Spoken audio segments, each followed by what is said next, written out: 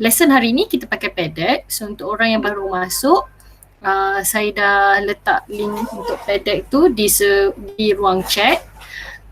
Kemudian boleh masuklah PDX ni. Sebab saya tengok dekat PDX ni tak cukup lagi orangnya. Baru ada 2 orang. Kita ada 6 orang. So sekarang baru ada 3 orang. So untuk hari ni kita akan discuss mengenai pembahagian sel atau cell division. Kita tak ada discuss every bit of cell division. Saya ambil apa yang dia punya core atau dia punya misi konsep utama dalam cell division ya. So before we start, sebab kita ada yang baru first time guna PDX ni, jadi boleh tak kita tuliskan dekat sini, apabila kita bercakap mengenai cell division, what do you wonder about today's topic about cell division? Kamu dah belajar cell division, tapi what are the things that you still wonder? Apa benda yang kamu rasa tanya-tanya mengenai cell division? Sebab cell division ni most of the terms adalah agak baru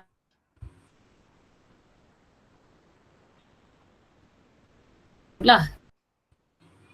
Dan yang kamu wonder, kamu dah lalui topik cell division ni, apa yang kamu rasa tertanya-tanya?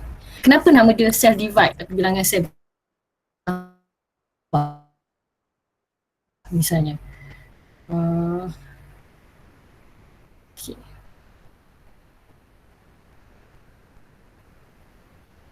Alright. Okay,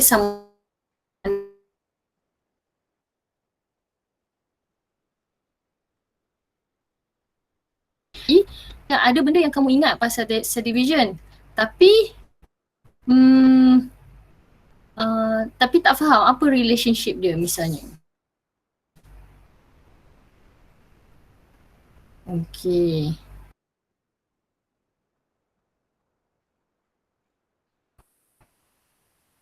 Okay, yes. Ada yang respon kata okay, ada yang respon kata macam mana cell divide, ataupun ada yang wonder ada berapa banyak sel, ada berapa ribu sel dalam badan kita. Okay, ada yang wonder mengenai penyakit berkaitan dengan pembahagian sel. Kemudian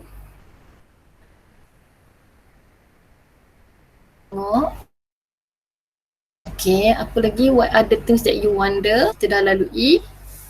Okay, does the cell stop dividing? Okay. Ada yang still wonder about meiosis? Apa yang kena tahu? Okay. Masalah berkaitan dengan pembahagian sel.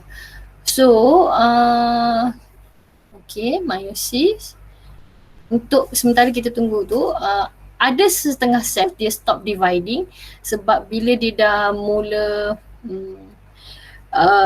kita ada belajar cell cycle kan. So selepas sel habis membahagi, dia akan masuk fasa G1, lepas tu masuk fasa S, lepas tu masuk fasa G2, lepas tu membahagi lagi. Ada sesetengah sel bila dia dah membahagi dan mula undergo differentiation and supayaan dia membahagi tu dah habis sebagai sel darah merah. Sel darah merah, bila kita lukis sel darah merah tak ada nukleus dalam dia. Sedangkan mitosis dan meiosis adalah pembahagian, bermula dengan pembahagian kromosom dalam nukleus, membahagi nukleus dan diikuti dengan pembahagian sitoplasma. So untuk menjawab does a cell stop dividing, depends on what type of cells that we are talking about.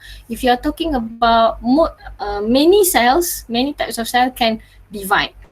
But there are certain types of cells such as red blood cell, nerve cell that cannot divide once it becomes a mature cell, mature and specialized cells. Sel saraf tak boleh, sel darah merah tak boleh.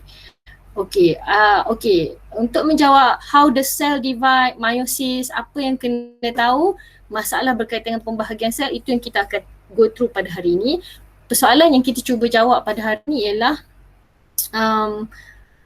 Apakah mitosis, apakah meiosis, dan kita cuba buat sedikit comparison antara mitosis dengan meiosis. Kenapa kita perlukan dua jenis pembahagian sel, dan kita akan tengok beberapa penyakit, aplikasi pembahagian sel dan penyakit yang berkaitan dengan pembahagian sel.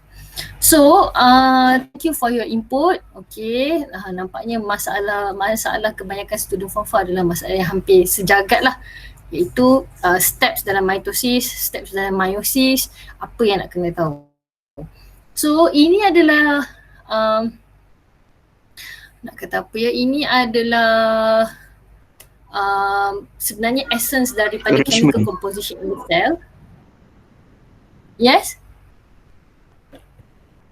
Terawih. Okay. So, ini adalah essence daripada chemical composition ke sini. Jadi, cuba kamu drag icon tu. Yang mana satu yang merujuk kepada nukleotide, ikon merah. Yang mana satu merujuk kepada kromosom, ikon hijau. DNA, ikon biru dan purple refers to nucleus. So you drag your icons, mana satu yang merujuk kepada setiap satu tu lah.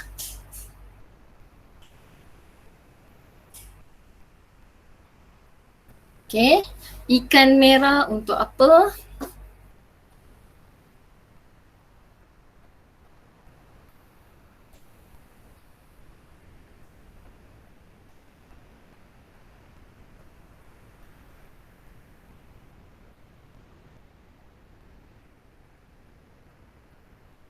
Seronok macam tengok ikan berenang-renang pada atas skrin.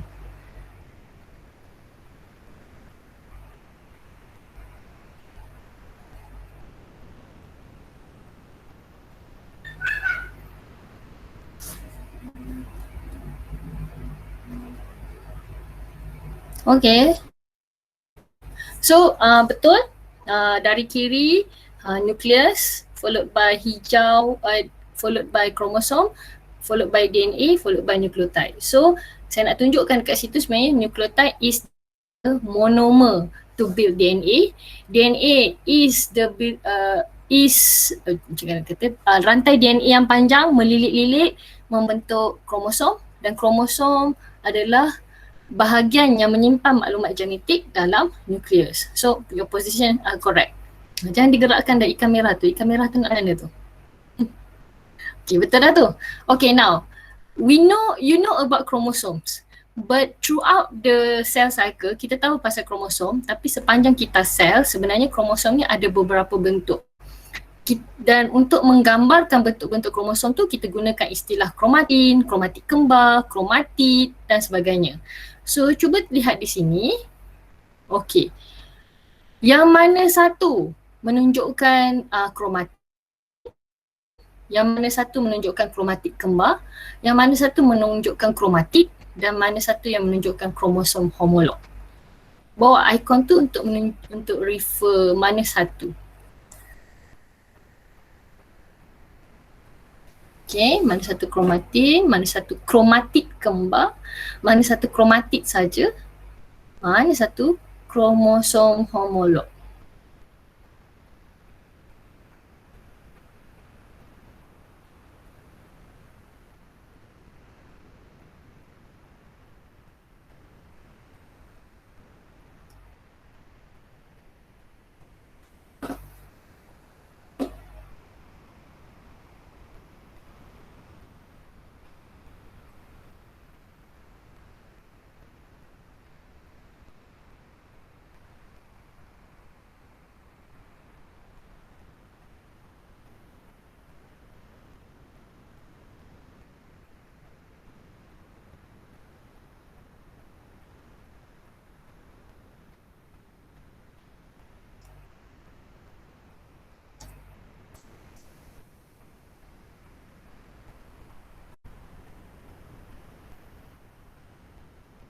Okay, most of you kromatin betul.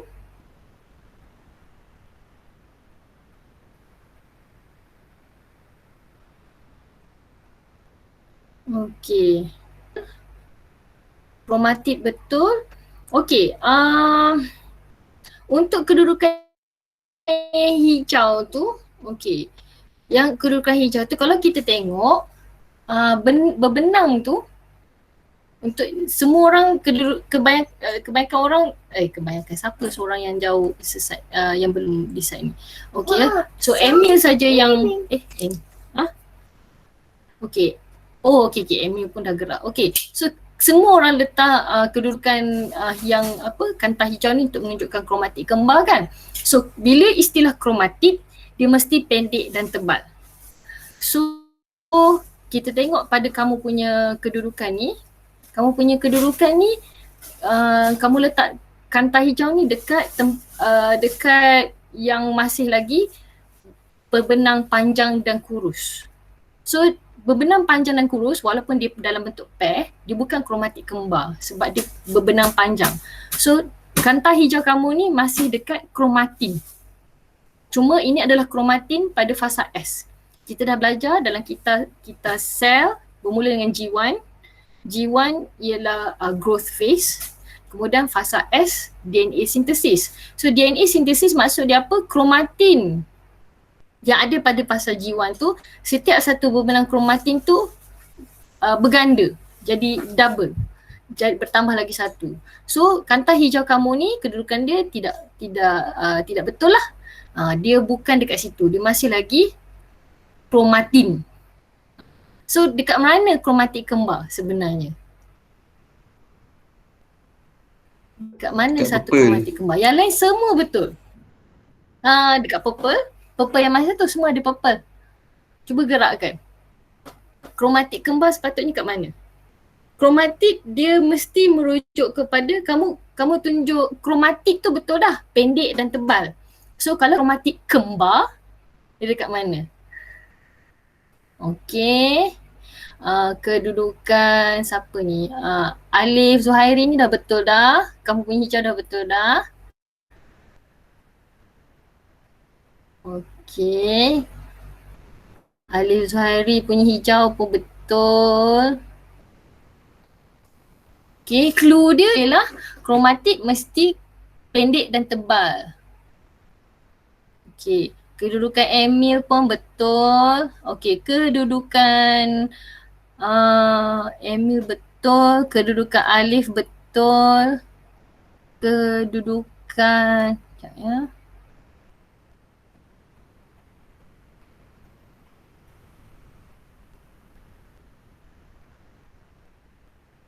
Okey, kedudukan Alif betul, kedudukan Hazman betul, kedudukan Emil betul, kedudukan Adam betul. Kedudukan Azim tu awal-awal tadi tu betul dah. Betul digerakkan pula ya. So kalau kita tengok ini yang saya tunjukkan summary jawapan semua orang. Kamu punya kedudukan yang purple tadi betul untuk kedua-dua Kalau kamu tunjuk dekat kromatin pun betul. Kamu tunjuk dekat kromatik kembar pun betul. Dua-dua tu adalah kromosom yang homolog. Tak ada masalah. Maknanya pada kromatik kembar tu boleh ada dua kantah kat situ. Kantah purple pun betul, kantah hijau pun betul. Kantah purple untuk menunjukkan itu adalah kromosom homolog. Warna purple dengan warna kromatik kembar hijau dengan kromatik kembar purple panjang dia sama. So itu adalah kromosom yang homolog. Betul untuk purple. Okey. Kemudian kamu bawa label hijau tu pada kromatik kembar yang hijau, sama ada hijau atau purple. Satu kromatik kembar hijau tu, satu tu adalah kromatik kembar hijau, satu lagi kromatik kembar purple. So dekat situ boleh ada dua purple boleh, hijau pun boleh. Tapi ramai yang dah tukar kedudukan purple tu, tak ada masalah, betul juga, masih lagi kromosom yang homolog. Sekejap ya. Siapa hijau? Ilhan punya Ilhan position kromatik kembar Ilhan tak tepat ya. Ilhan kena bawa ke kanan. Selepas M phase tu ialah kromatik kembar. Okay Ilhan, warna hijau tu kena bawa ke kanan. Nanti bila kamu tengok pedek take away nanti kamu tengok kamu punya salah pula. Okay, so matlamat saya dekat sini ialah nak tunjukkan beza antara kromatin, kromatik kembar, kromosom homolog dengan kromatik. Okay, so istilah-istilah ni kita akan gunakan untuk describe fasa-fasa perlakuan kromosom dalam mitosis atau meiosis. Okay, selain daripada istilah-istilah untuk menggambarkan keadaan kromosom, kita juga menggunakan istilah haploid and diploid to describe the number of chromosomes. So usually the full set of chromosomes that each organism has is called diploid number of chromosome. For example, for humans ada 46. So our diploid number of chromosomes is 46. Our haploid number of chromosome is half of that, which is 23. Bilangan kromosom yang haploid adalah 23 untuk manusia, diploid 46 untuk manusia. Tapi cuba kita tengok dekat sini. Untuk spesies serigala, boleh tak kamu dapatkan maklumat berdasarkan diagram karyotip ni, untuk wolf species berapa diploid number of chromosome dia, berapa haploid number of chromosome dia. Ingat, diploid number of chromosome merujuk kepada full set of chromosome, semua kromosom dia ada berapa. Haploid number of chromosome ialah separuh bilangan kromosom.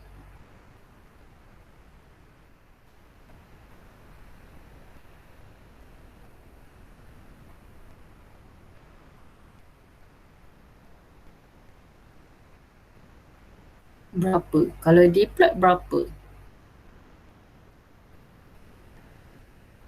Kamu boleh tulis sama ada A je, diploid sama dengan berapa bilangan dia, atau kamu juga boleh tulis 2n sama dengan berapa, n sama dengan berapa, n kecil Boleh guna istilah, tulis istilah atau tulis simbol.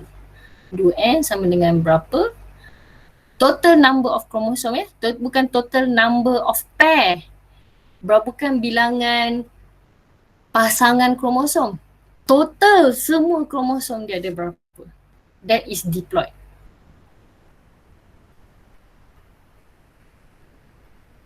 Semua kromosom dia ada berapa.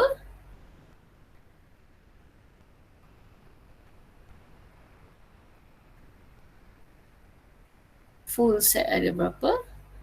Okay.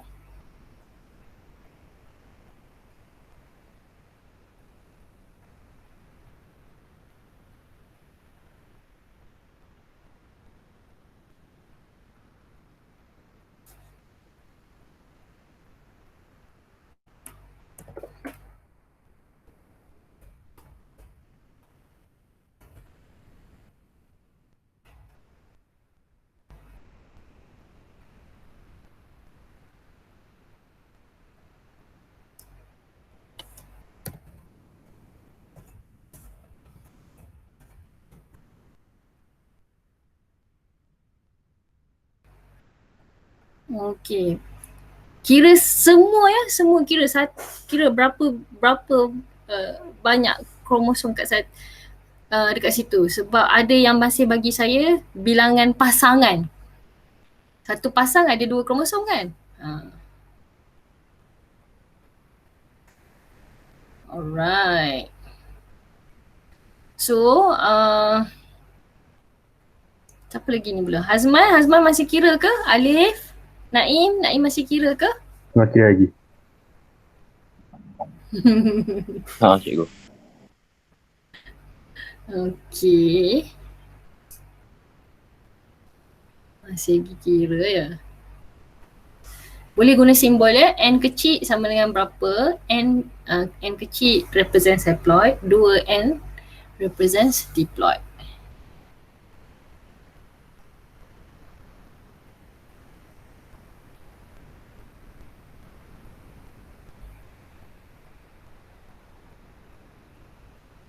So quite a few of you macam dah nak dekat dah nombor diploid tu, tapi dia tak kira XY kat bawah tu. So dia short 2 kromosom. X dengan Y tu kena kira juga. Okay. So jawapan dia ialah 2X sama dengan 78, diploid ialah 78 kromosom, N atau haploid adalah 39 kromosom, 78 bahagi 2 kan. Okay. So, tanya Emil je betul. Emil je betul. Sebab ramai yang terlepas pandang, quite a few of you terlepas pandang yang X dengan Y ni kena kira juga. Okay. So, ada 38 kromosom autosom dan 2 kromosom seks. XY kat hujung tu. So 38 kali 2 sama dengan 76. Tambah X dengan Y jadi 78. Right? Dan 78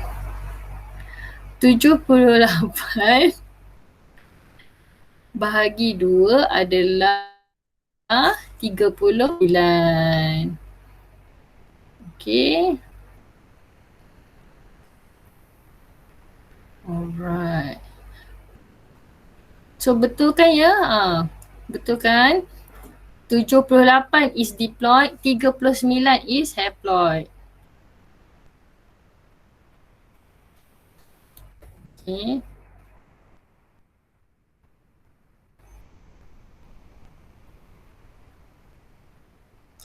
Azim tengah tulis.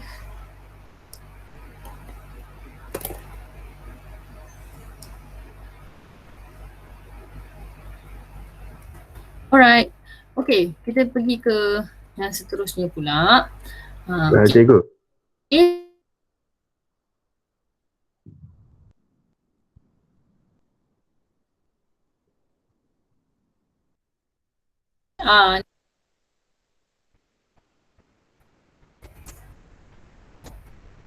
Ada soalan dekat chat ke? Kejap saya check. Cikgu lag tadi. Ada. Ya? Cikgu lagging. Tadi cikgu lag. Oh, saya lagi. Oh, alright. Saya punya internet slow. Okay. Sorry. Tak apa. Nak tanya cikgu, kenapa nama kromosom tu XY dia tak sama dengan 39 terus? Macam dia tak sama 39, dia XY. Apa beza dia? Oh, okay. Apa beza dia? Okay, good question. Kromosom 1 sampai kromosom 38 atau dalam kes manusia, kromosom 1 sampai kromosom 22 adalah kromosom autosom. Kromosom yang menentukan semua ciri-ciri lain pada badan kita kecuali ciri jantina. Oleh sebab itu, kromosom autosom ni dia adalah kromosom yang homologous, panjang dia sama. Misalnya katalah kromosom 1 ciri warna mata. So panjang pada kromosom, setiap kromosom pada kromosom pasangan 1 tu panjang dia sama. Walaupun datang daripada ibu, kan kita ada pasangan kromosom sebab satu tu daripada ibu, maternal origin, satu lagi paternal origin daripada bapa. So kromosom 1 dua-dua membawa ciri warna mata. Mungkin ibu bagi warna mata biru, ayah bagi warna mata hijau. Tapi panjang kromosom dia adalah sama. So kita panggil itu sebagai pasangan kromosom homolog. Namun begitu, pada pasangan yang last kali, iaitu pasangan yang ke-23, kromosom dia tak semestinya homolog. Tak semestinya sama panjang. Kalau kromosom tu adalah kromosom X dengan X yang membawa jantina perempuan, panjang dia samalah. Tapi kalau lelaki, kromosom X dengan kromosom Y. Kromosom Y ni lebih pendek. Jadi kromosom tu dah tak homolog, tak sama panjang. Jadi dalam across species didapati memang pasangan kromosom yang menentukan jantina tak semestinya homolog, tak semestinya sama panjang. Jadi disebabkan kromosom yang tak sama panjang ni, satu tak sama panjang, dua membawa maklumat jantina, kita bagi dia label X dengan Y untuk menunjukkan kromosom ni bawa ciri betina X dan kromosom ni bawa ciri jantan Y. Ada setengah spesies sebab dia punya ciri jantina tu tidak jelas, so instead of XY dia atau jantan betina, dia kata jantina positif atau negatif. Tapi itu untuk spesies yang simpler spesies lah, macam cacing laut katanya. Ya? Microorganism kira. Microorganism, yes, microorganism dia positif negatif, dia tak guna XY. Okay. Macam nanti kalau kamu tengok karyotip platypus dia special. Dia ada 6 kromosom seks, 3X, 3Y. Lepas tu X dia tu pun walaupun panjang tapi ada X dia tak sama panjang. So macam apa yang saya ceritakan ni adalah benar untuk humans lah. Untuk haiwan lain kena study lain lah. Oh, okay. Faham tu. Okay. So sebab itulah kena bagi huruf. Terima kasih soalan yang bagus. Alright. So ini yang saya sebut tadi. Kita sel atau cell cycle ada G1, S dengan G2. Lepas tu selepas G2 ialah fasa fasa M lah. Okay. Untuk G1 cell growth, S ialah DNA synthesis, G2 ialah growth and preparation for mitosis. Habis mitosis, setiap sel tu mengalami specialization and diffusion. For example dalam rajah ni saya bagi bila sel tu alami specialization, dia membentuk nerve cell dan dia tidak mengalami cell division. So possible re-entry ni mungkin tidak berlaku lah untuk untuk nerve cell. Sama juga untuk red blood cell. Red blood cell pun tidak mengalami proses ni lah. Dia tak masuk balik, dia dah jadi sel darah merah, dia tak masuk balik G1, SG2, tak ada. Sebab dia dah tak ada nukleus. So sebab itu kita ada sumsum tulang. Sebab dalam sumsum tulang tu ada stem cell yang sentiasa buat mitosis, dan sel yang daripada mitosis tu yang akan specialize jadi sel darah merah. Tak ada sel darah merah divide jadi sel darah merah lain, tak ada. Okay. Tapi most of the time memang kebanyakan sel kita bolehlah buat mitosis dan certain parts of our body boleh buat meiosis. Okay, so kita nak go through mitosis dulu. So mitosis is basically satu fasa karyokinesis. Karyo refers to nucleus, membahagikan nucleus, dan diakhiri dengan cytokinesis, membahagikan cytoplasm. Nak bahagikan kromosom tu yang susah. Sampai kena ada 4 fasa, prophase, metaphase, anaphase, telophase. Tapi nak bahagikan cytoplasm senang saja. Lepas telophase buat cytokinesis, habis. Okay. So kita tengok dekat sini apa yang kita nak tengok pada prophase, metaphase, anaphase, telophase ni, saya nak tengok kamu punya kefahaman mengenai perlakuan kromosom saja. So cerita dekat saya apa yang kromosom buat. Macam mana nak cerita apa yang kromosom buat?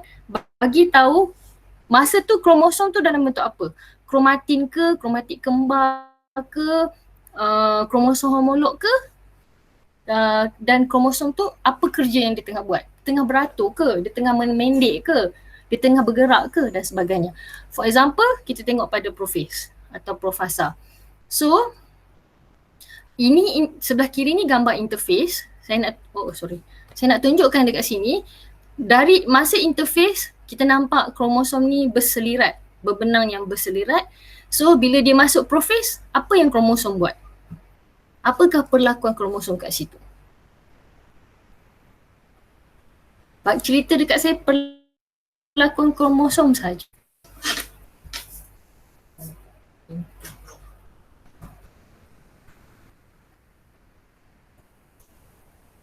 Kromosom buat apa kat situ?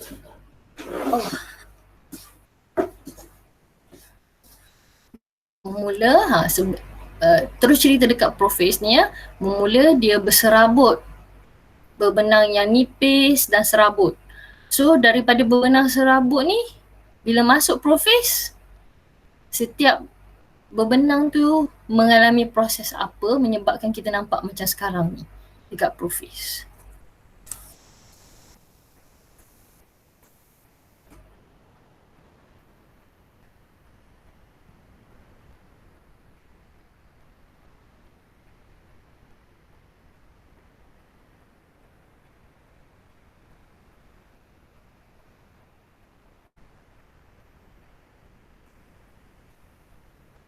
Kita dah belajarkan tadi istilah dia.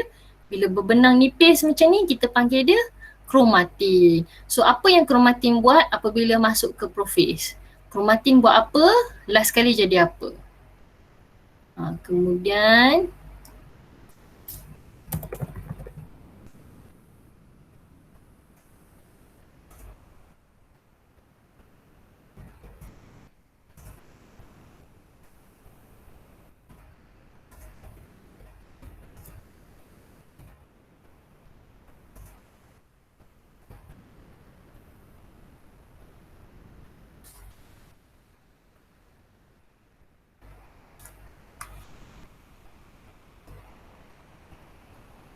Cikgu nak interface cerita tak payah proses cerita dia. Nak cerita proses dia kan? Ya, apa yang kromosom buat saja proses yang dialami oleh kromosom sahaja. So daripada masa interface, kromosom tu dalam bentuk berbenang panjang iaitu kromatin. So bila masuk profase, kromatin tu jadi apa? Apa yang berlaku dekat kromatin dan kromatin tu akhirnya jadi apa?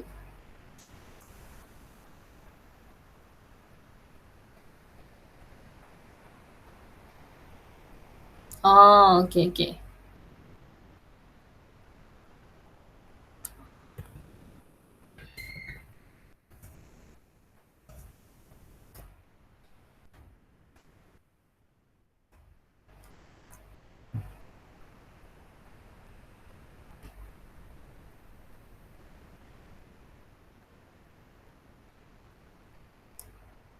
Okay ya.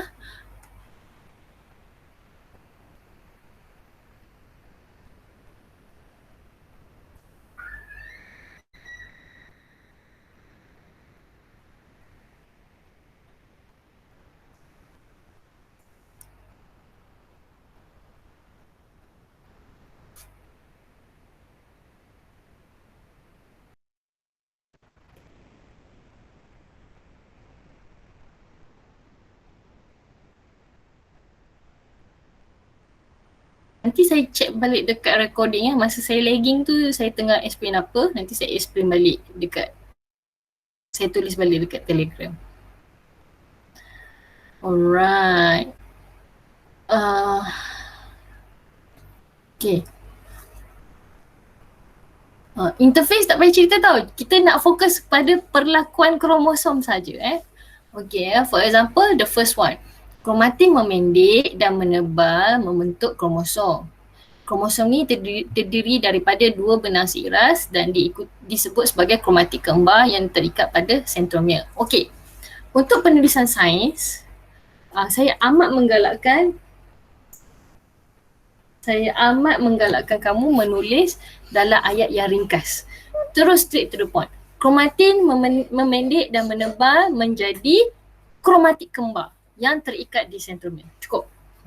Dekat situ saja boleh dapat 2 point, 2 markah sebab kamu dah tulis kromatin, lepas tu kamu bagi tahu kerja apa, dia memendek dan menebal, akhirnya dia jadi apa? Kromatik kembar. So try to condense your sentences sebab kita prefer untuk melihat membaca. Bila kita baca penulisan sains mana-mana pun kita suka kalau kita baca tu orang tu cakap direct to the point kan. So penulisan kita pun sama, kena direct to the point. Okay? Okay.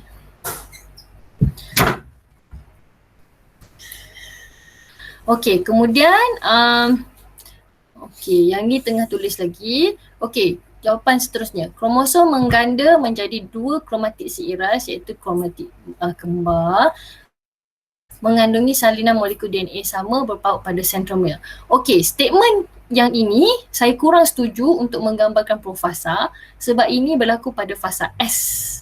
So statement kamu ni kromosom mengganda jadi dua tu adalah mengganda menjadi dua tu ialah fasa S. Kalau kamu kata kromosom memendek dan menebal menjadi kromatik seiras iaitu kromatik saya terima. Tapi kalau kamu kata masa profase tu baru nak mengganda, saya kurang setujulah sebab itu dekat fasa S. Okay, so kena upgrade sikit jawapan kat sini. kromosom memendek dan menebal. Dan sebenarnya kromosom tu pun kita kena specify lagi. Kromosom tu dalam bentuk apa? Bentuk berbenang panjang kan? So kita kena kata dia kromatin, memendek dan menebal. Kalau kromosom mengganda itu berlaku dekat fasa S. Okey. Jawapan seterusnya. Okey, ini adalah jawapan yang sangat padat. Very good. Kromatin memendek dan menebal membentuk kromosom. Okey. Kita kena specify lagi. Kromosom yang bila dah memendek dan menebal, kromosom tu bentuk apa? Bentuk kromosom homolog ke? Kromatik kembar ke? Kromatid ke? Dekat sini kena specify ya. So, specify lagi. Saya tahu dalam kamu punya textbook, kamu tak textbook kita dia cakap kromosom as a whole kan. Tetapi saya nak tunjukkan kepada kamu, saya nak latih kamu supaya pasal istilah-istilah untuk menggambarkan kromosom ke, kromatik ke dan sebagainya.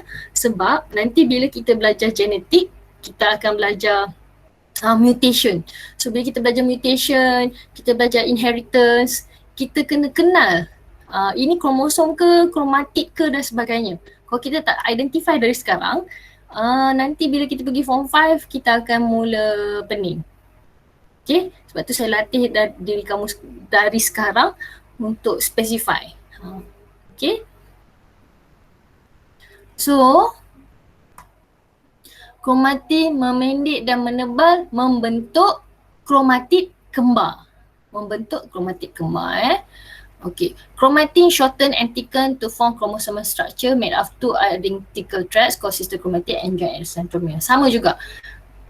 Ayat ni jadikan dia ayat yang padat. Keep it short and simple. Keep chromatin shorten and thicken to form sister chromatids join at the centromere. Sudah. Okay. Semua dua ayat ni kamu boleh condense jadi satu ayat. Okay.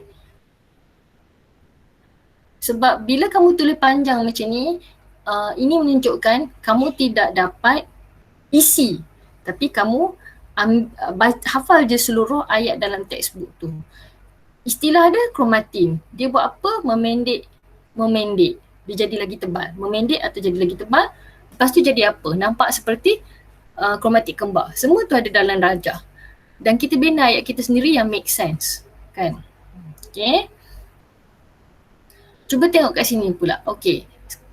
Profes ni tak payah cerita. Cuba ceritakan kepada saya apakah perlakuan kromosom, what is the chromosomal behavior during metaphase? Apa yang kromosom buat semasa metaphase?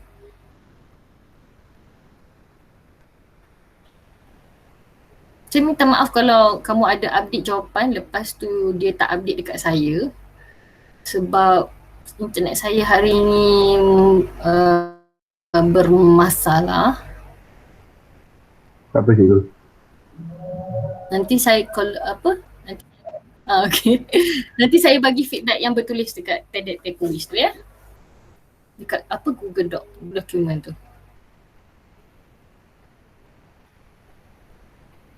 Okay.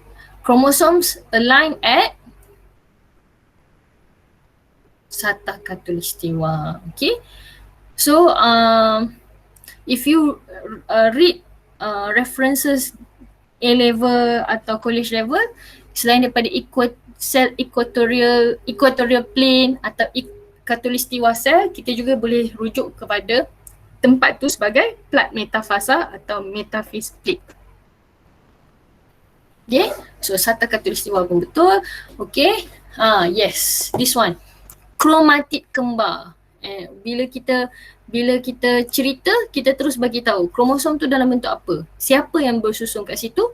Kromatid kembar yang tersusun di satah khatulistiwa sel atau di plat metafasa. Thank you Azim. Jawapan yang lengkap. Jawapan yang tepat. Okay. So kena nyatakan terus kromosom tu bentuk apa. Terus bagi tahu. Sister chromatic ke, homologous kromosom ke dan sebagainya lah. Right. Okay, ada yang sedang Betulkan jawapan. Naim, Ilhan, apa pendapat Naim dengan Ilhan? Apa yang kromosom buat kat situ? Apa nama kromosom tu? Dia buat apa?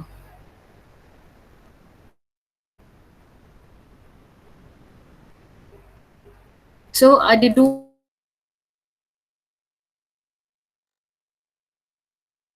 cara nak tulis plat metafasa. Dua-dua kita terima, okay? Okay, so most of you have, Ilhan tengah tulis. Yeah.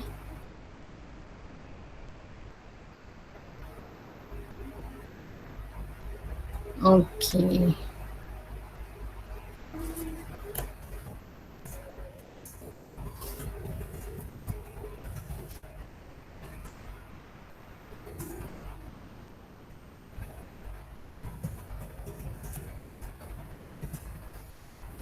Okay, kena slow-slow sikit dekat mitosis ni kan. Sebab bila mitosis okay, meiosis pun insyaAllah okay. Okay, now kromatik kembar sudah tersusun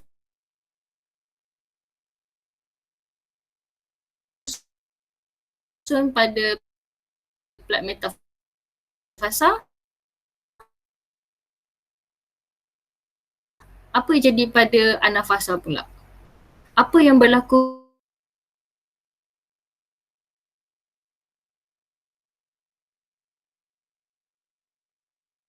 kembar semasa anafasa?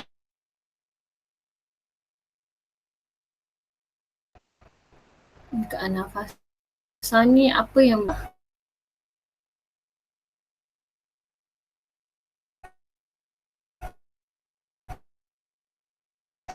semasa anafasa?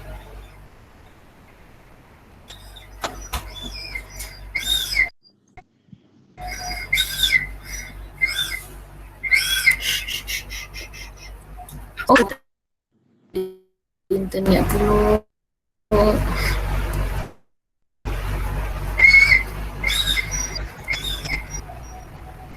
Sekejap.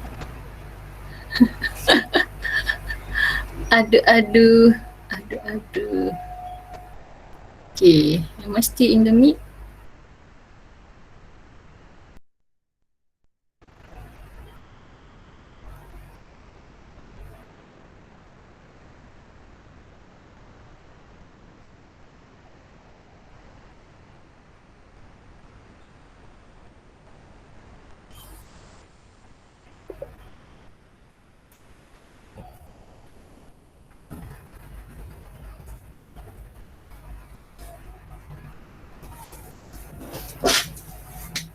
Daya, give me my phone.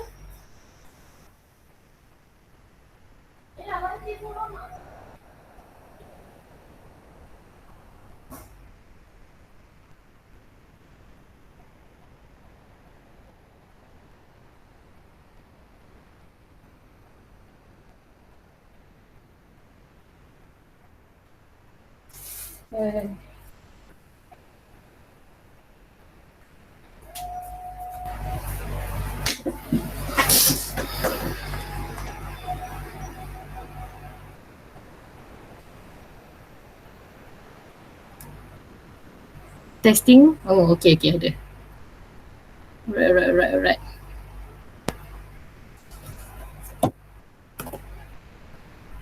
Okay. Kita tengok. Okay, sentromer terbahagi dan kromatik kembar berpisah. Oh, sorry.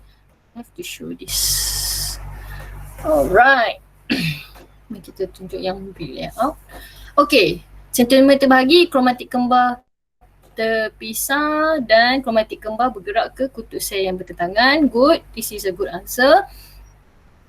Centromere divides into two, causing sister chromatid to separate. They are then attracted atau pulled to the opposite poles of the cell. Good. Betul, centromere membahagi dua dan kromatik kembar berpisah. So kromatik kembar tu berpisah sebab dua perkara. Centromere bahagi, nombor dua, disebabkan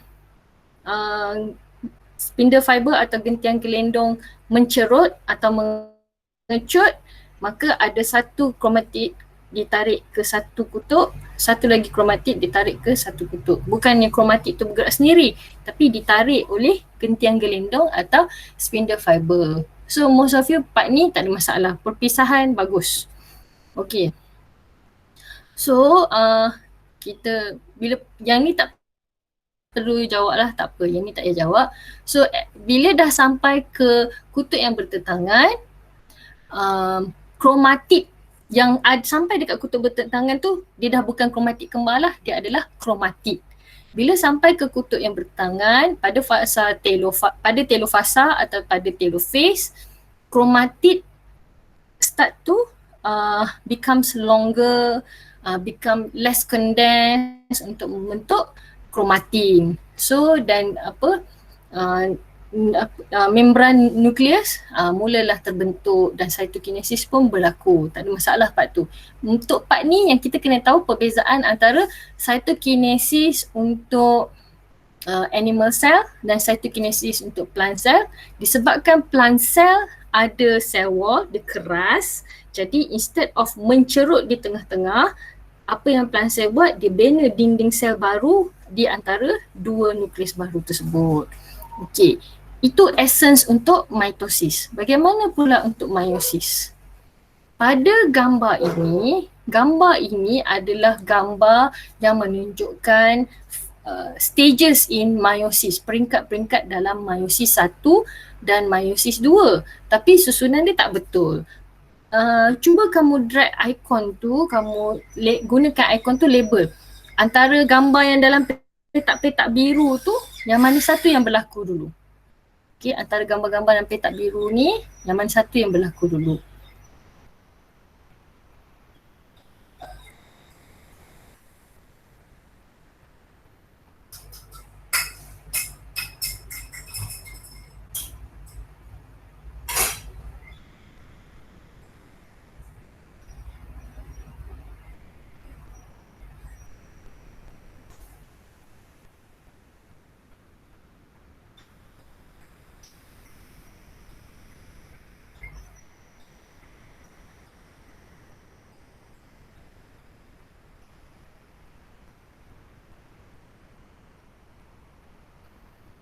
Okay.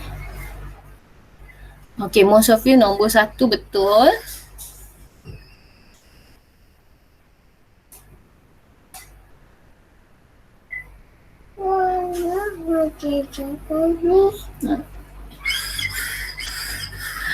Wait 5:30, kejap je. Kejap je. 5:30 ya. Okay, nombor 1 betul.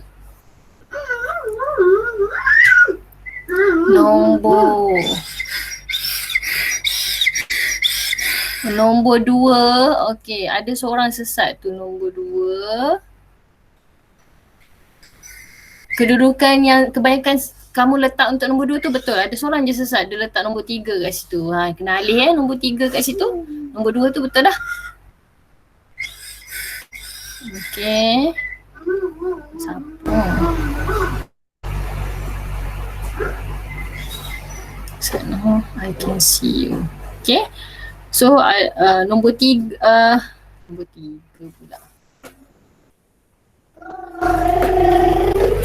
Kebanyakan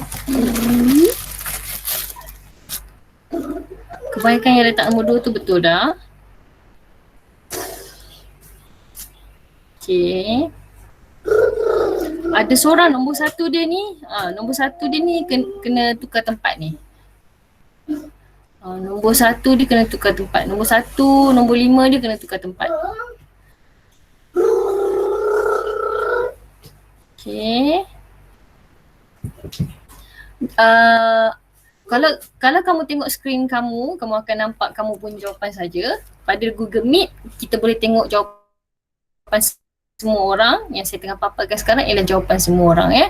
So, position untuk nombor 1 tu betul. Nombor 2 pun yang semua orang letak sekarang ni, majoriti letak tu, nombor 2 tu pun betul. Okay. Ada yang terkalih ni, nombor 1 dia ni. Nombor 5, kalihkan nombor 5 letak dekat yang semua orang letak nombor 5 tu. Sekejap saya kena check satu-satu ni.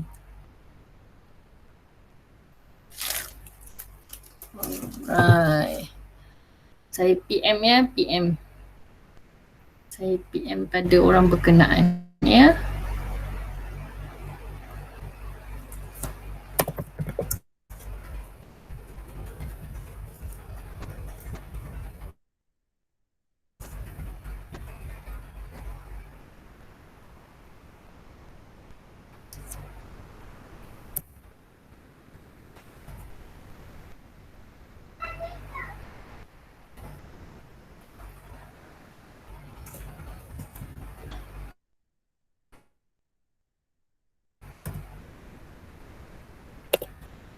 Okay.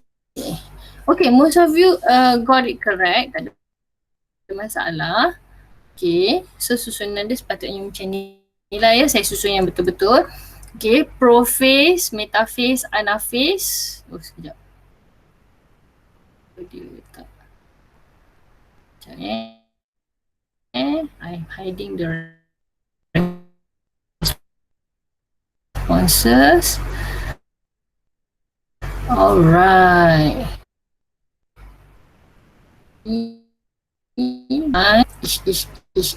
Okay, so prophase, metaphase, anaphase, metaphase 2, anaphase salah.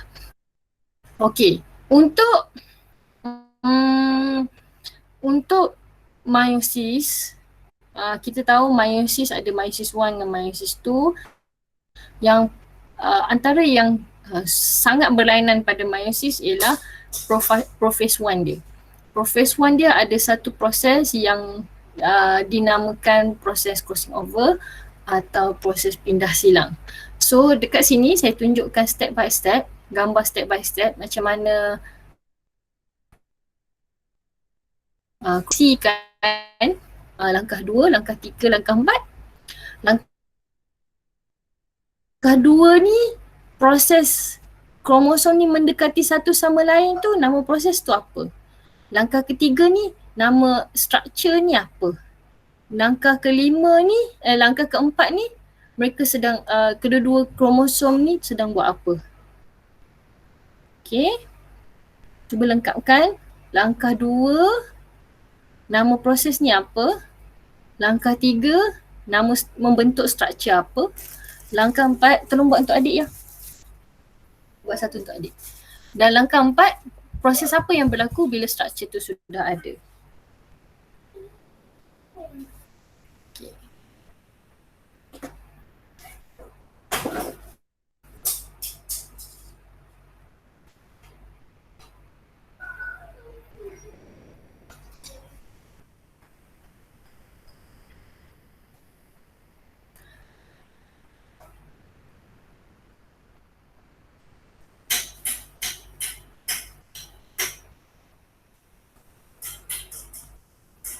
Okay, good. Langkah 4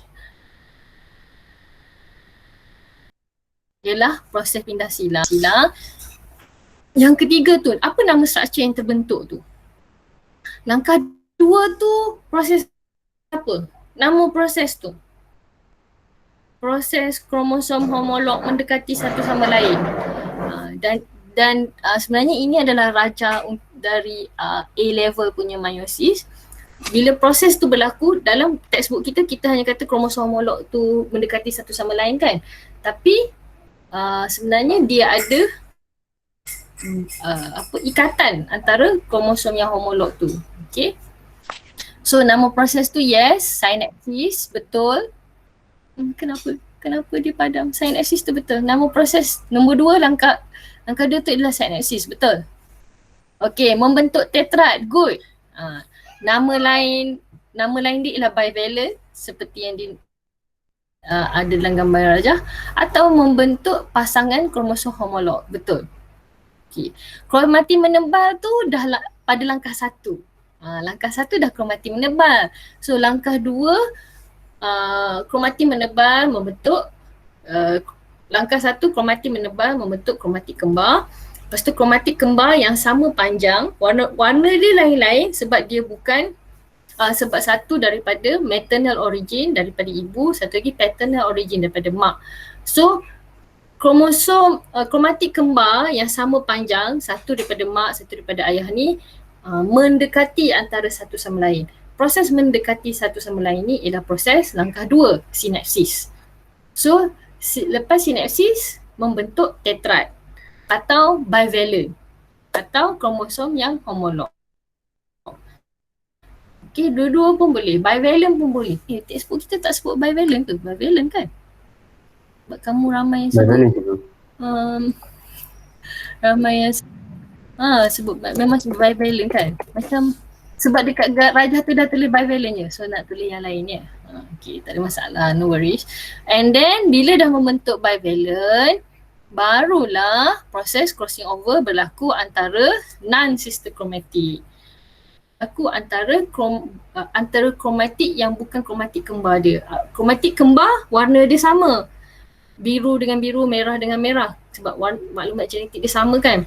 So crossing over berlaku antara kromatik bukan non-sister chromatic. Kromatik bukan kromatik kembar.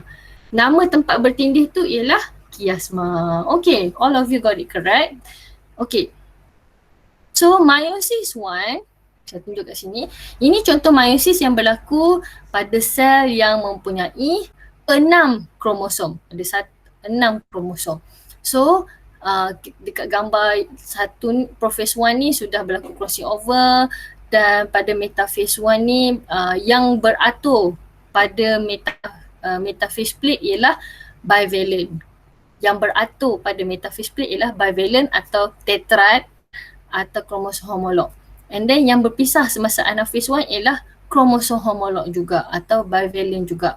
Dan di akhir telophase 1 we can see that instead of kromatik yang berada dalam setiap nukleus ialah kromatid kembar atau sister chromatic. So ini cara kita nak bandingkan. Cuba tengok. Empat rajah ni saya nak tunjukkan. 2 rajah di atas ialah sel yang mengalami meiosis, 2 rajah di bawah ialah sel yang mengalami mitosis. Cuba kamu bandingkan antara metaphase masa metaphase 1 dengan metaphase semasa mitosis. Apa beza dia? Semasa anaphase 1 dengan anaphase dalam mitosis, apa beza dia? Ada 2 perbezaan kat sini. Okay, rajah ini membandingkan antara meiosis dengan meiosis. Apa beza antara metaphase 1 dengan metaphase dalam mitosis? Apa beza anaphase 1 dengan anaphase masa mitosis? Apa beza kat sini? Boleh nampak tak beza dia?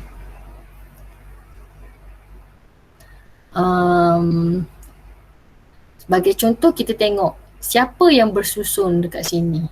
Kita tahu metaphase tu ialah kromosom bersusun. So kromosom apa yang bersusun dekat sini? Kromosom apa yang bersusun kat sini? Kalau kita tengok kat sini, anaphase ialah perpisahan. Gentian gelendong menarik. So apa yang berbeza kat sini? Apa yang ditarik dekat sini? Apa yang ditarik kat sini?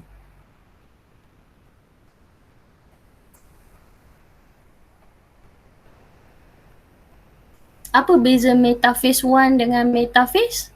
Apa beza anaphase 1 dengan anaphase?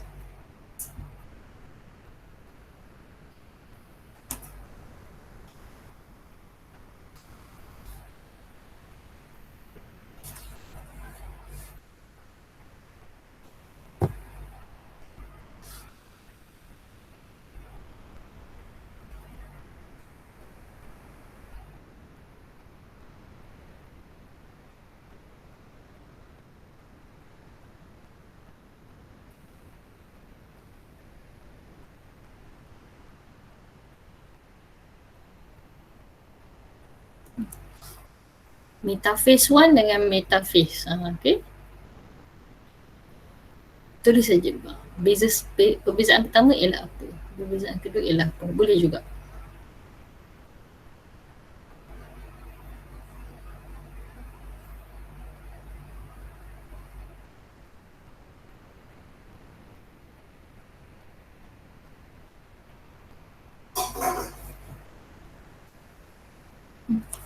Naim, Emil, Alif, Adam, apa yang berbeza? Mungkin tengok dari segi setiap gentian gelendong tu ada berapa kromosom misalnya. Ataupun apa dekat meiosis yang beratus siapa? Dekat mitosis yang beratus siapa?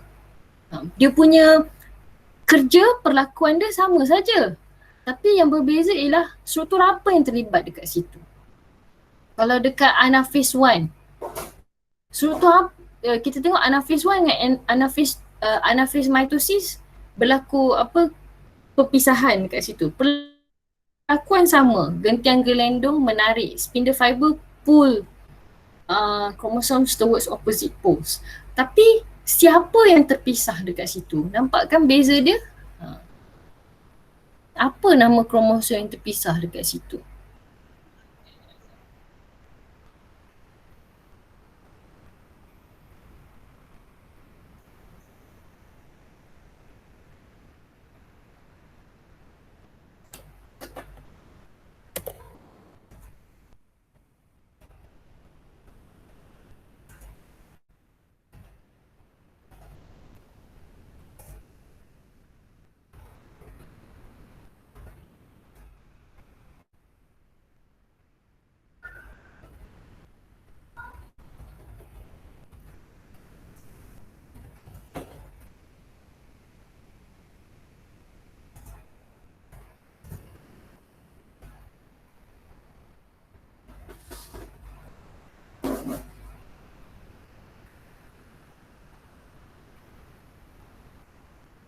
Okay.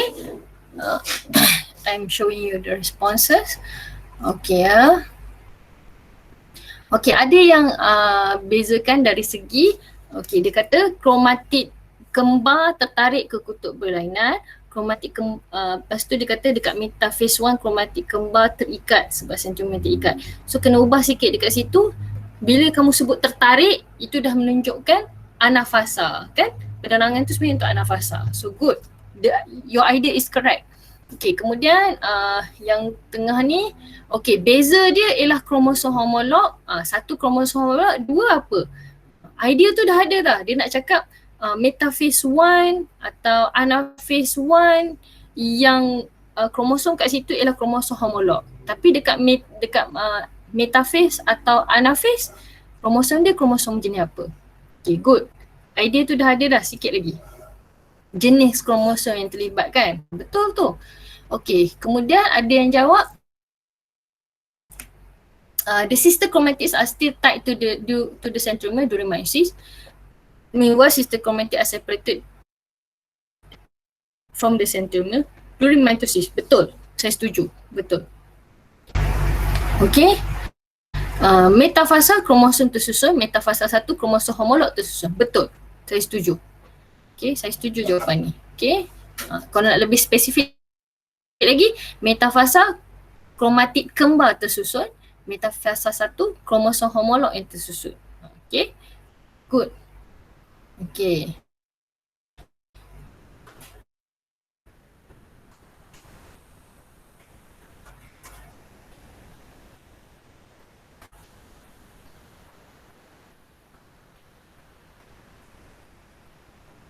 Opposite side, betul.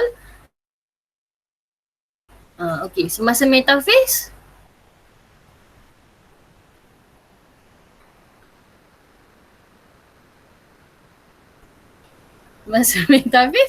one chromatic kan. Thank you for telling me.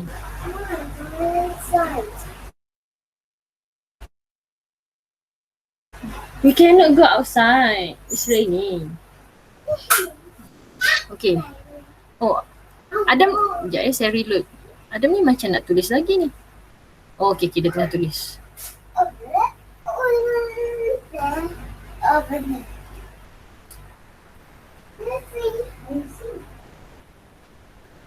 Good. Metaphase 1 chromatid from sister chromatid kan?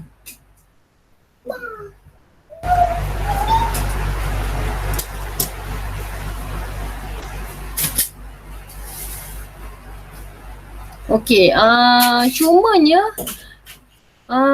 sebab kamu kata pull to the opposite side. Okay, untuk jawapan yang ni, sekejap Untuk jawapan yang ni, sebab kamu kata one chromosome from each pair of the homologous pair pull to the opposite pole, kamu cerita pasal ditarik kan? Ditarik tu bukan semasa metaphase, berlaku semasa anaphase.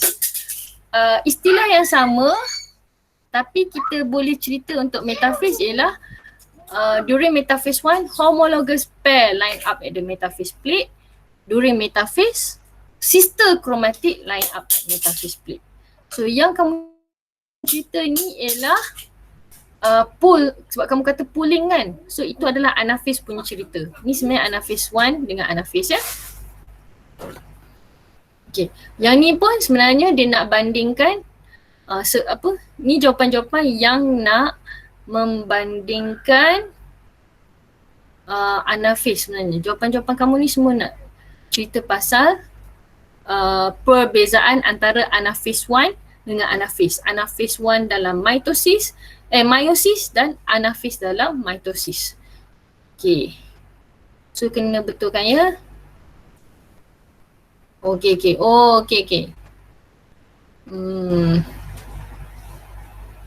Sekejap, saya PM tepi.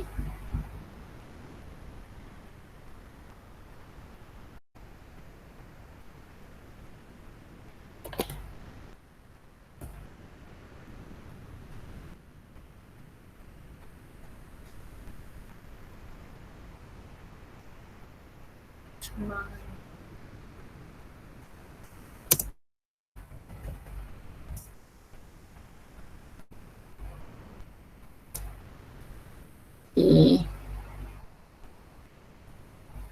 Ya, saya tengah PM.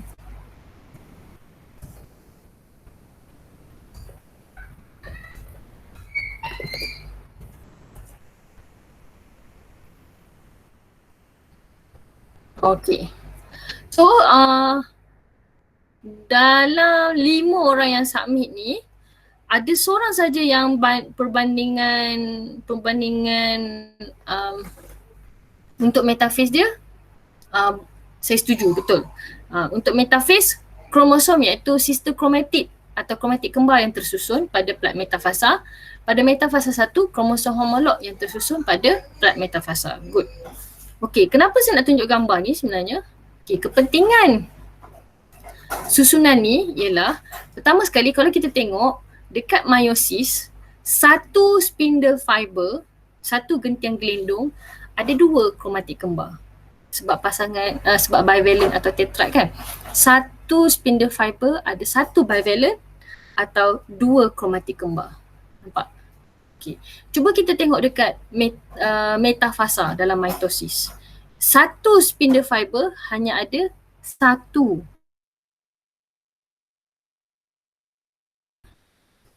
sister chromatic. Each fiber only has 1 sister chromatic. Because of this, kita dapat lihat, because of this arrangement, apabila berlaku anaphase 1, disebabkan satu spindle fiber ada 2 sister chromatic atau 1 bivalent, bilangan kromosom yang pergi ke setiap kutub sudah jadi separuh. Kita tengok dekat meiosis ada dekat bahagian atas ada 1 merah panjang, 1 merah pendek, 1 sister chromatic merah panjang, 1 sister chromatic merah pendek, 1 chromatic sister chromatic biru panjang. Kutub yang di belah bawah ada 1 sister chromatic biru panjang, 1 sister chromatic biru pendek dan 1 sister chromatic merah panjang. So setiap kutub sekarang ni hanya dapat 3 kromosom. Kalau kita tengok dalam mitosis, habis fasa, setiap kutub ada 1, 2, 3, 4, 5, 6. Ada 6 kromosom. Kalau kita tengok dekat meiosis, ada 1 kutub dapat 3 saja kromosom. Susunan semasa metaphase 1 inilah yang membolehkan penghasilan kromosom haplot pada sperma dan ovum. Saya ulang semula. Semasa metaphase 1, kita tengok ada bivalent beratur di satah khatulistiwa sel, atau during metaphase 1 we can see that the bivalence line up at the metaphase plate atau bivalent line up at the equator of the cell. One bivalent has 2 sister chromatids, whereas during metaphase, semasa mitosis, we can see that sister chromatids line up at the metaphase plate atau sister chromatids line up at the equator of the cell, atau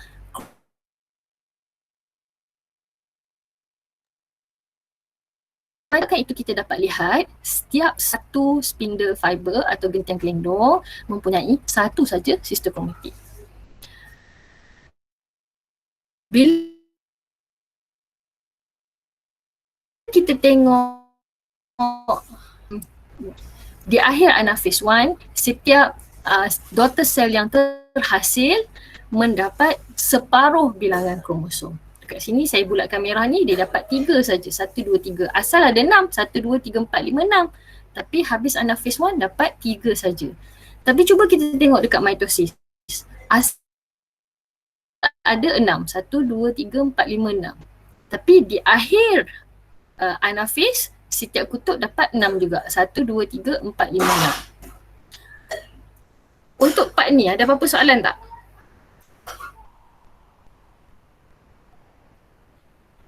Tak ada. Untuk part ni ada apa-apa soalan? Tak ada, boleh Boleh follow Boleh. Alright. Boleh. Baik. Okay, syabas Inspector Sahab, syabas. Okay, so kita tahu di akhir telophase 1, di akhir telophase 1 dia masih lagi dalam kromatik kembar. Sebab itulah kena buat meiosis 2. Sebab meiosis 2 nak pisahkan kromatik kembar ni jadi kromatik sahaja. Right. So, tapi bilangan kromosom masih sama. Asal dia 3, prophase 2 ada 3 kromosom, di akhir telophase 2 ada 3 kromosom saja. So up until now, do you have any questions? Nah, adik. You can use my microphone. Do you have any questions? Are you still okay? Can you still follow? What do you feel? Oh. Bukan summary. Okay, ni aja. Alright. Okay, drag your icons. Boleh follow lagi ke? Saya nak terus kepada soalan aplikasi. Dah minit berbaki ni. Okay, Ilhan, is there any problem? Saya rasa Ilhan ni mungkin ada masalah connection kot macam saya juga, ya? Alright, so thank you.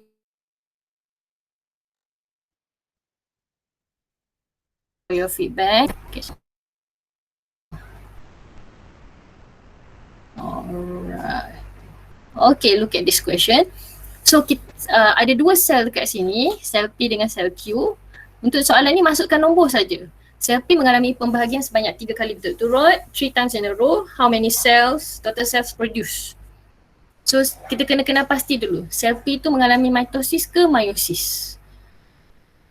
Daripada situ kita boleh extrapolate berapa bilangan daughter cell yang terhasil apabila berlaku pembahagian sel. Okay.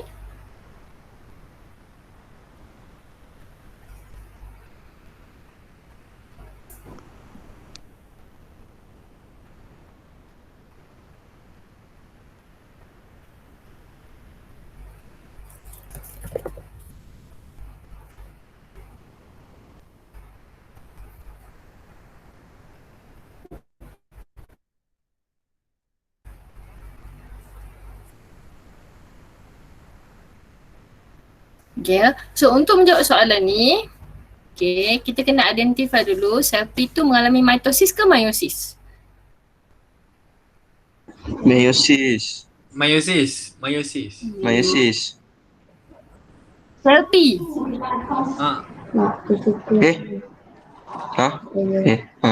Oh, sel P. Mitosis. Sel P mitosis. Sel Q tu meiosis. Okay. So, bila kita nak kira, bila kita nak kira,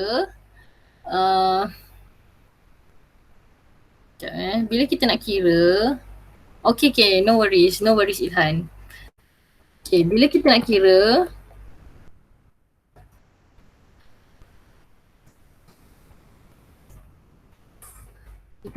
ialah X kuasa Y, X to the power of Y, di mana X ialah number of daughter cells produced.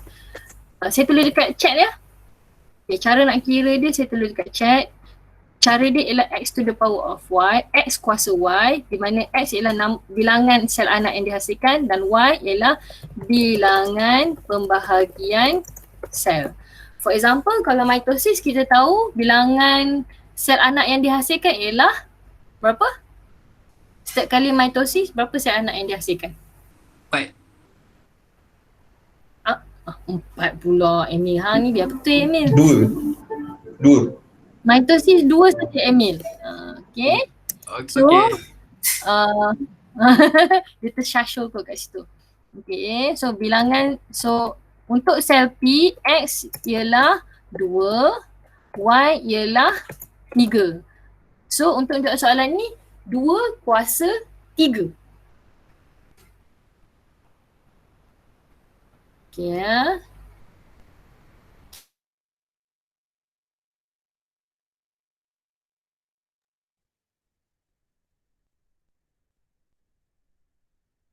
Nak kira dia formula dia ialah kita tahu mitosis P ialah 2, X ialah 2, Y ialah 3. So 2 kuasa 3 sama dengan 8. Ada apa-apa soalan tak setakat ni? Boleh faham tak kenapa formula dia macam tu? Boleh cikgu. Boleh Okay. Okay, ni soalan basic saja. Okay, kita pergi ke soalan seterusnya. Okay. Dalam sel Q berlaku satu proses L. So, terangkan kenapa. Okay, thank you. Kenapa L tu penting? Kenapa proses L tu penting?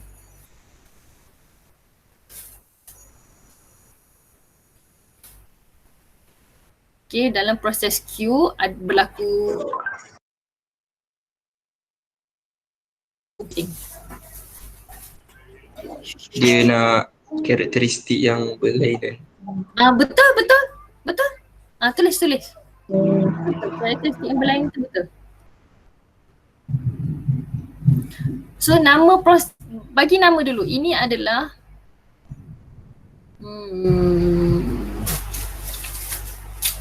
ini adalah proses, bagi nama proses L is, sebab dia explain Y, so bagi tahu dulu L ialah proses apa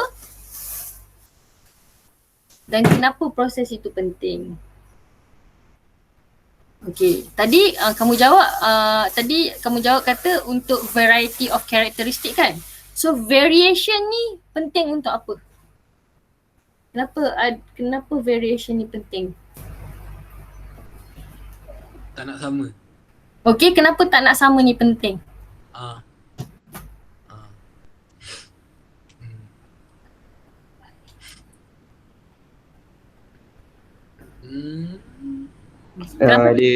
Dia akan lebih macam mana? Dia lebih kuat. Okay, kalau macam immunization tu, dia variety nanti dia boleh immune kat banyak benda.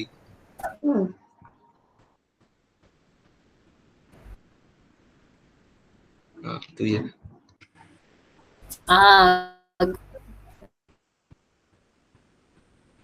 Bila ada orang boleh survive, ada orang tak boleh survive. So itu explain untuk penyakit. Jadi kita boleh memelihara spesies daripada kebubusan. kebubusan. So ada 3 level kat situ kamu punya jawapan. Ada variety of characteristics and have different types of immunity towards different types of diseases. Number 3, to prevent extinction of species atau to maintain the survival of a species. Ada 3 level kat situ kita boleh jawab ya. So proses dia ialah pindah silang.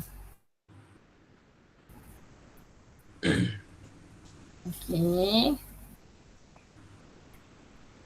So untuk jawapan yang ni, DNA berlaku dekat fasa S. Gambar tersebut dia dah tunjuk dia dah buat meiosis. Replikasi DNA sebelum meiosis lagi. So replikasi DNA tu tidak tepat lah. So proses dia ialah proses pindah silang yang berlaku di kiasma. Okay, tak ada masalah. So L is pindah silang. And then to explain why, because important for variety of characteristics, untuk variasi dalam spesies. Pindah silang untuk menghasilkan variasi. Okay.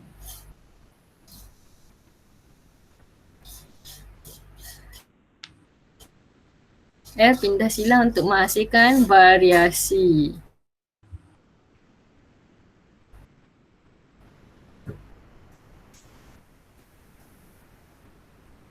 So variasi tu untuk Mengelak keputusan. dekat sini biasa kita guna istilah kemandirian spesies tu kan. Mengelakkan keputusan, betul. Mengelakkan keputusan, prevent extinction or yes, betul? Mengekalkan kemandirian spesies. Okay. So mengekalkan kemandirian spesies, yes. Dalam variasi tak ada masalah.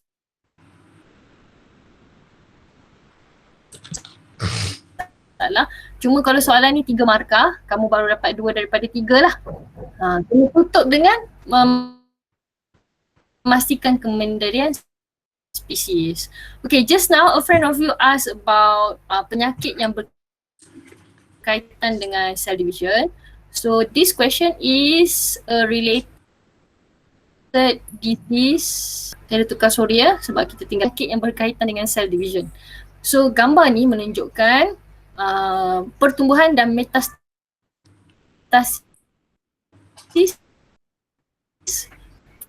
kanser kulit selepas terdedah kepada faktukan sel kanser kulit dekat sini. So ini memang true story ya daripada siapa ya perempuan ni. Dia adalah advocate kepada kanser kulit. UV light. Dia masa dia muda dia Duduk kat Australia. Dia pergi UV light, pergi test. Ni memang famous lah dia ni, the face of skin cancer punya advocate kepada skin cancer. So explain how. So you have to name what is factor W, cancer cells. Ini adalah contoh soalan NCPR. Kita dah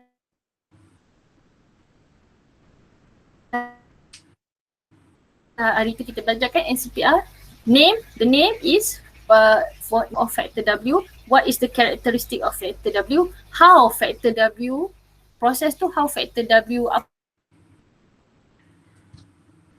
yang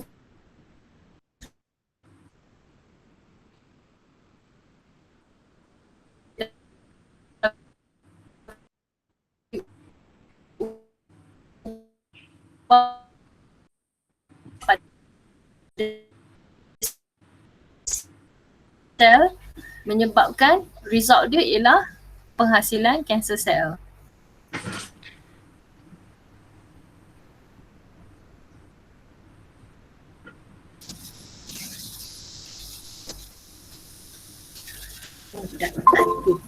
Tidak tutup. Okay, ada chat ada ni. Oh. Okay, tulis balik.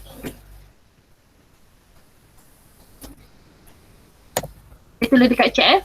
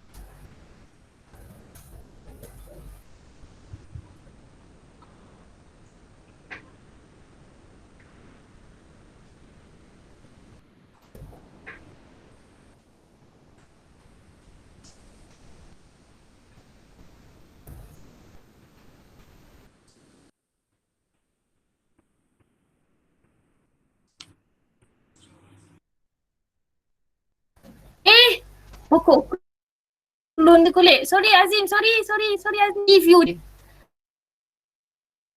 saya check. Okay.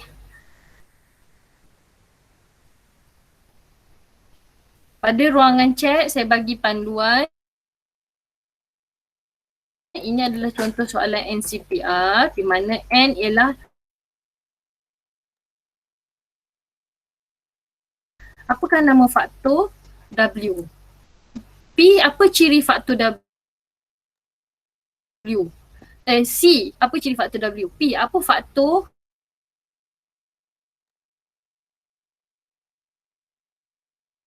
W ubah pada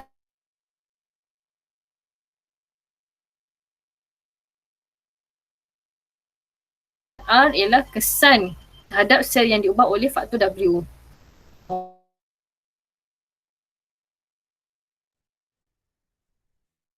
Oh, lagging lagi.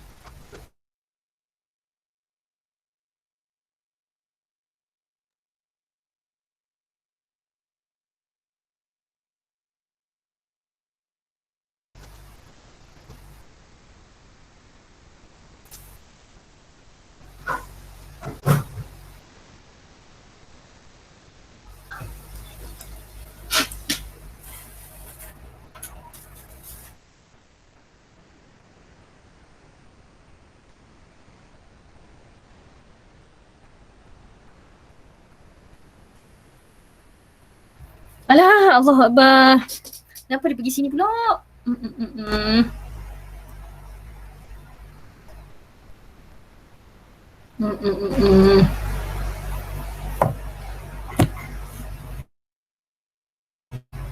Teruskan Sorry.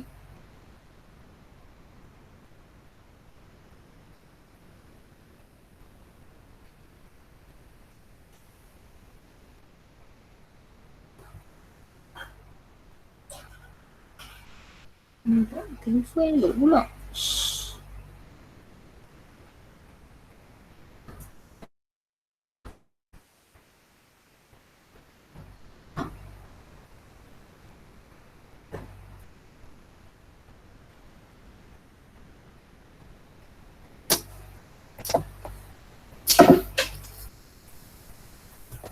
Okay, this is the last question. Sorry for taking your time. Display kamu punya jawapan. Okay. Faktor W ialah radiasi apa? Cuba specify. Bila kanser kulit ni, mungkin faktor W ialah radiasi daripada sinar apa? Daripada sinar gamma. Macam Incredible Hulk pula ya. Sinar gamma. Saya terima, tak ada masalah. Betul-betul. Boleh. Saya terima. Tak ada masalah. Boleh. Di sinar, apa-apa sinaran yang radioaktif saya terima. Tapi kalau dalam konteks mungkin maklumat yang saya bagi ni tak cukup. Maklumat daripada soalan tak cukup lengkap.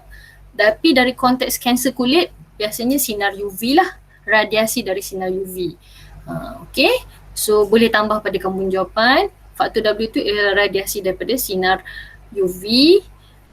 Ciri radiasi ni bersifat karsinogen. Kan? Bersifat karsinogen. Ciri dia adalah karsinogen. Tapi kalau kamu tak tulis ciri pun tak ada masalah. Okay. P sebabkan mutasi. Ada tak tulis mutasi? P.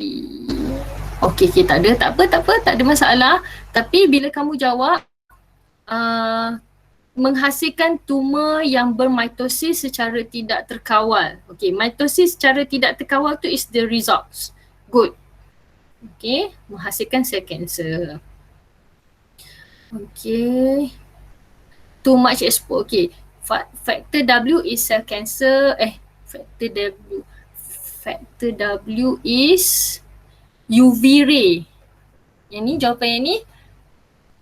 Factor W is UV ray, exposure to UV ray. Okay. Kesan dia ialah skin cancer, cancer cell. Okay. So factor W is exposure to UV ray. Faktor W adalah pendedahan kepada sinar UV secara berlebihan. Nombor 2, karakteristik dia, sifat dia ialah carcinogen. It is carcinogenic. Carcinogenic ini ialah any materials that is stimulating the formation of cancer cells. Tak tulis pun tak apa, tak ada masalah. Ada banyak lagi point kita boleh cakap.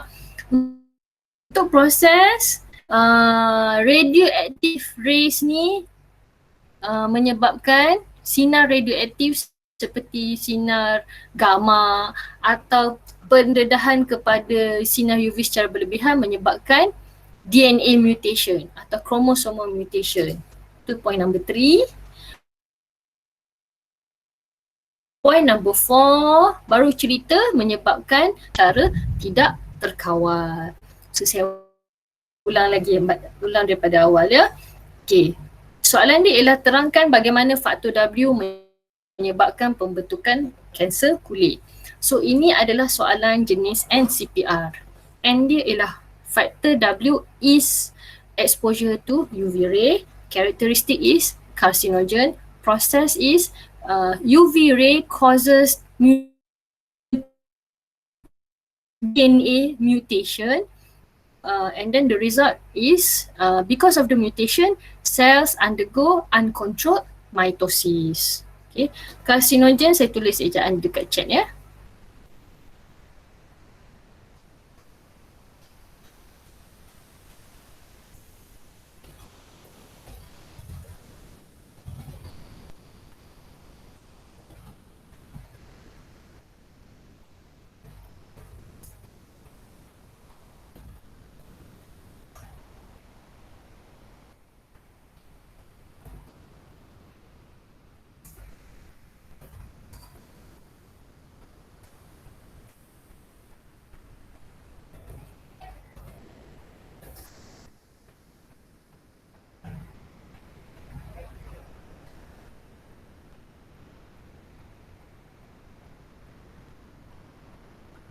Dengan jawapan email.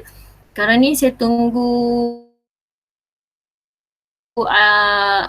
email dengan ada habis tulis ya.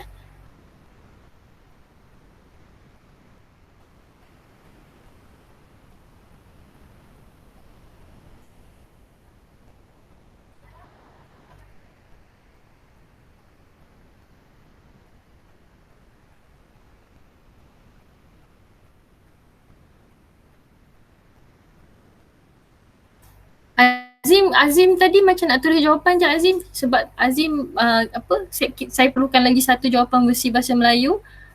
Ilhan dah bagi satu, Azim pula bagi satu. Saya tak tahu nak jawab apa. Okay, so so saya dah tulis dekat chat tu ya susunan jawapan dia, dia punya point dia apa. Nanti Azim boleh figure out macam mana nak tulis dalam bentuk ayat Okay, so sorry saya terambil masa lebih 8 minit, tapi saya still perlukan sedikit reflection daripada kamu. So as you answer this reflection, saya buat summary dulu. So basically hari ni kita dah buat atau kita dah go through balik apakah perlakuan kromosom yang berlaku semasa mitosis dan meiosis. Basically mitosis dan meiosis tu dia punya essence dia ialah nama kromosom pada masa tu, masa profase kromosom tu bentuk apa, kromatik kembar ke, kromosom homolog ke dan sebagainya, dan masa tu dia tengah buat apa. mitosis dengan meiosis fokus dia ialah perlakuan kromosom. Kemudian kita tengok aplikasi kepada pengetahuan mitosis dengan meiosis, iaitu kita tengok macam mana penyakit kanser kulit tu berlaku. Cumanya bila kita belajar mengenai pewarisan genetik dengan pewarisan masa form 5 nanti, kita akan tengok lagi sekali mutasi ni dengan lebih detail. So expectation dia bila kamu jumpa soalan yang macam saya bagi ni tadi lagi sekali, expectation dia ialah jawapan kamu adalah level orang yang dah belajar chromosomal mutation. So jawapan kamu akan jadi lain sikit. Okay, so tak apa, tapi untuk level sekarang ni tak ada masalah lah, kita belajar berdasarkan apa yang kita tahu je lah. Okay, so up until now, do you have any questions? Sorry for the lagging sebab saya baru teringat saya sekarang berada di Ipoh. So Ipoh ni petang hujan, rumah mak saya ni memang kalau hujan petang internet dia macam affected sikit. So tak apalah, saya cuba ubah, saya pakai hotspot telefon lah next time untuk petang. Kalau dah hujan saya tukar pakai hotspot. Okay. So sorry ya. Tak apa. Okay, kejap ya. Ada yang tengah jawab ni. Apa ego? Apa tu? Okay, thank you for understanding. Next week saya balik rumah dulu. Aduh. Alright, so thank you so much for your responses tu, tulis dulu, tak ada masalah. So I end this class. Sorry saya ambil masa lebih 11 minit.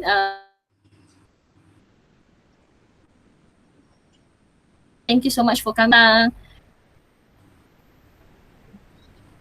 Terima kasih cikgu. Sama-sama. Cikgu. Sama-sama. Okay, cikgu. Okay, Bye. rehat. Bye. Dah sepanjang Bye. hari dah ni. Baik ego. Sama-sama. Terima kasih. Bye. Sama-sama.